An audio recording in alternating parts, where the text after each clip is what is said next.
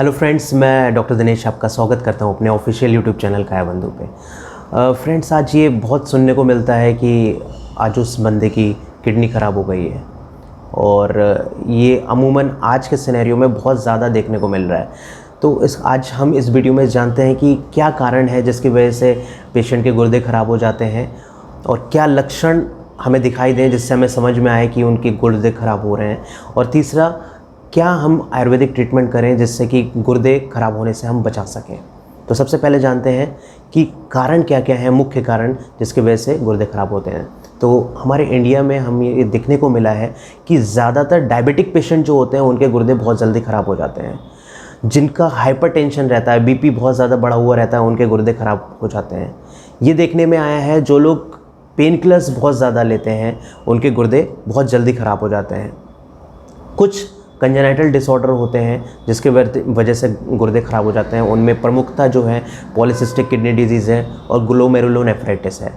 और कुछ ऐसे कारण हैं जिसकी वजह से गुर्दे ख़राब हो सकते हैं। कुछ हमारी ऑटोइम्यून डिसऑर्डर्स हैं जो कि हमारी इम्यूनिटी हमारे खिलाफ हो जाती है और हमारे गुर्दों को ख़राब कर देती है। तो ये कुछ प्रमुख कारण हैं जो मैंने आपको बताया है जिसकी वजह से पेशेंट CRF में चला जाता है, जिसको हम लोग बोलते हैं क्रॉनिक रीनल फेल्यूर। यानी कि एकदम से रीनल फेल्यूर नहीं हो रहा है, बहुत समय के बाद उसका जो चाहे वो डायबिटीज़ हो, चाहे वो हाइपरटेंशन हो या फिर पेन किलर्स हम ज़्यादा मात्रा में ले रहे हैं, बहुत लंबे समय तक ये स्थिति रहने के बाद हमारे गुर्दे ख़राब होते हैं। इसको हम लोग क्रॉनिक रीनल फेल्यूर बोलते हैं, चिरकारिक मतलब बहुत लंबे समय के बाद। एक तरीके का गुर्दे का जो फेल होते हैं उसको हम बोलते हैं एक्यूट रीनल फेल्यूर। यानी कि अभी के अभी कुछ ऐसा इंसिडेंस मेरे लाइफ में हुआ जिसकी वजह से मेरे गुर्दे फेल हो गए। उसका सबसे जो प्रमुख कारण देखा गया है वो एक्यूट ब्लड लॉस। अगर एकदम से बहुत ज़्यादा ब्लड लॉस हो जाए ड्यू टू सम एक्सीडेंट या फिर कोई और रीज़न हो, चाहे कभी कभी क्या होता है हमारे जो लेट्रिन का रास्ता है वहाँ से ब्लड ज़्यादा लॉस हो जाता है, या फिर किसी को हेमेटोचीज़िया हो जाए या फिर हेमेटेमेसिस हो सकता है, खून की उल्टी हो सकती है। ये कुछ कारण है जिसकी वजह से एक्यूट रीनल फेल्योर में जा सकता है। एक बहुत important reason acute renal failure का ये भी है कि अगर किसी को बहुत ज़्यादा डायरिया डिसेंट्री हो जाए तो वाटर के एक्यूट डिहाइड्रेशन की वजह से ये एक्यूट रीनल फेल्योर में पेशेंट जा सकता है। अब हम किस तरीके से पहचानें कि पेशेंट में जो रीनल फेल्योर के जो साइन और सिम्टम है उसको देखना बहुत ज़रूरी है। कि कोई पेशेंट मेरे पास आता है या फिर मेरे घर परिवार में या रिलेशन में, फ्रेंड सर्कल में किसी को कुछ ऐसे लक्षण दिखाई दे रहे हैं जिससे हम ये एसेस कर सकते हैं कि रीनल फेल्योर में पेशेंट जा रहा है। तो सबसे जो इम्पोर्टेंट और जो बहुत जल्दी अपीयर होता है सिम्टम वो है इचिंग। कहीं पे भी इचिंग हो जाना, इचिंग ऑफ अननोन ओरिजिन, आपको पता नहीं लग रहा है कि उसका कारण क्या है, किस वजह से उसके इचिंग हो रही है। तो कहीं ना कहीं आपको रूल आउट करना चाहिए कि पेशेंट कहीं रीनल फेल्योर में तो नहीं जा रहा है। दूसरा बहुत इंपॉर्टेंट रीज़न है कि एकाएक आपकी भूख कम हो जाती है। ये भी बहुत इंपॉर्टेंट रीज़न होता है कि आपको रीनल फेल्योर में पेशेंट हो सकता है।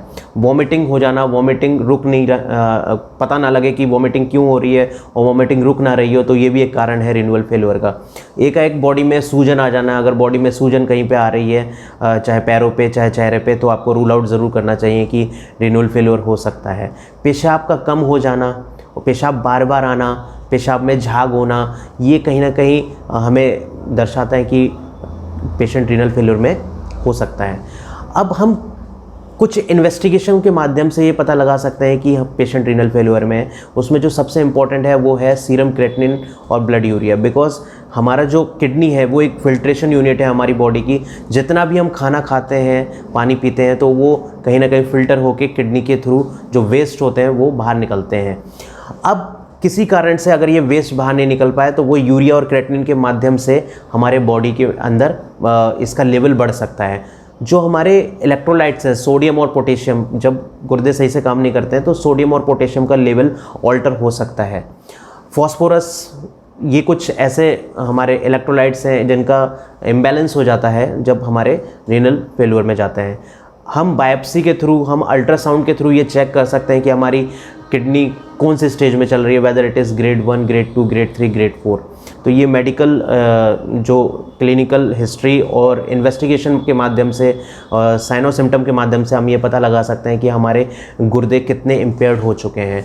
अब बात आती है कि किस तरीके से आयुर्वेदिक ट्रीटमेंट हम कर सकते हैं, बिकॉज मॉडर्न ट्रीटमेंट में सिर्फ एक ही ऑप्शन है, डायलिसिस, उसके बाद ट्रांसप्लांटेशन। और डायलिसिस का खर्चा भी बहुत ज़्यादा है, बहुत पेशेंट उसको रिकरेंट नहीं कर सकते हैं। तो मेरी आप सभी से ये गुजारिश है कि आप जल्दी से जल्दी इसके लक्षणों के आधार पे, इन्वेस्टिगेशन के आधार पे पहचानें कि हमें रीनल फेल्योर में हमारी किडनी जा रही है। और रीनल फेल्योर में किडनी अगर जाती है तो जितनी जल्दी ट्रीटमेंट शुरू होगा पेशेंट के, हम गुर्दों को बचा सकते हैं, बिकॉज आयुर्वेदिक दवाओं में वो क्षमता है कि वो गुर्दों को और ख़राब होने से बचा सकती है।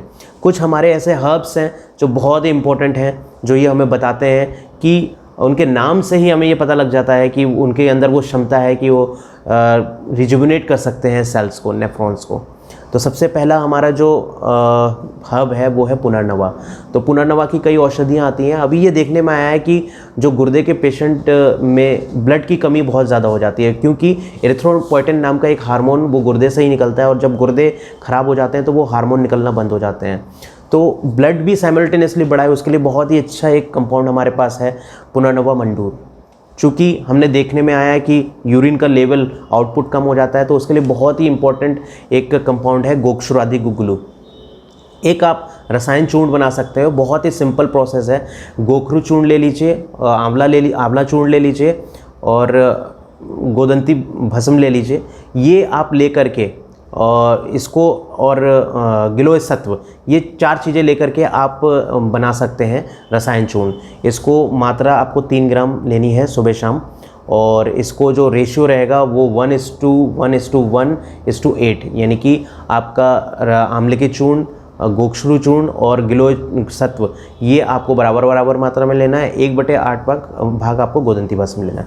तो ये आप ले करके बनाइए, और इसको 3 ग्राम सुबह शाम आप ले सकते हैं। वरुणादि काढ़ा बहुत अच्छा काम करता है, इसमें आप वो भी ले सकते हो।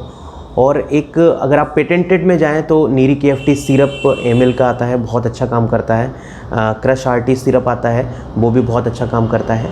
तो ये जो आयुर्वेदिक जो मेडिसिन्स मैंने आपको बताई हैं, अगर आप ये टाइमली स्टार्ट कर देते हो तो कहीं ना कहीं बहुत ही ये हेल्प मिलती है उन पेशेंटों को कि उनके गुर्दे और ख़राब होने से बच जाते हैं। और ये देखने में भी आया है कि क्रेटिनिन, यूरिया का लेवल धीरे धीरे कम होना स्टार्ट हो जाता है। एलोंग विद आपको कुछ खाने में परहेज रखना है, कि आपको नमक का परहेज करना है। आपको नमक जितना आप कम लोगे उतना आपके लिए बेहतर रहेगा, क्योंकि ऑलरेडी आपके गुर्दे सोडियम और पोटेशियम के लेवल को मेंटेन नहीं कर पा रहे हैं। तो सॉल्ट रेस्ट्रिक्टेड डाइट लेनी है आपको। वो सारे फल और फ्रूट जिसमें नमक की मात्रा ज़्यादा होती है उसको आपको कम कर देना है। जो भी आप फल सब्जी ले रहे हो, कुकिंग में जब जा रहे हो, तो उसका पानी जहाँ तक हो सके आप उसको निकाल दीजिए, उसको एवापोरेट कर दीजिए, और पेशेंट को रूखी सब्जी दीजिए।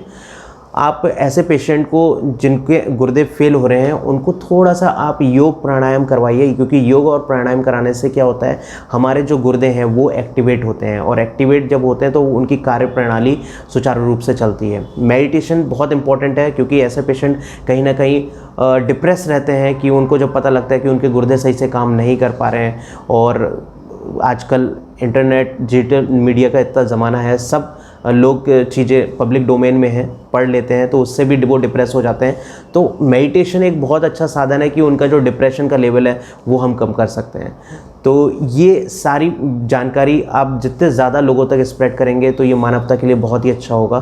तो मेरी आप सभी से गुजारिश है कि ये तीनों चीज़ों पे हमें वर्क करना है, कि पहले पेशेंट को आइडेंटिफाई करना है उसके सिम्टम के थ्रू, और उसको जो आयुर्वेदिक मेडिसिन हमने बताई है, ये अभी तक कोई भी पेशेंट टिल डेट जितना भी हम लोगों ने ट्रीटमेंट दिया है अभी तक किसी में भी साइड इफ़ेक्ट नहीं आया है। तो ये साइड इफ़ेक्ट फ्री मेडिसिन हैं, और आप ये फ्रीली हर किसी को बता सकते हैं। वही आपसे सभी से गुजारिश है कि इस वीडियो को ज़्यादा से ज़्यादा लोगों तक आप शेयर करें। Thank you.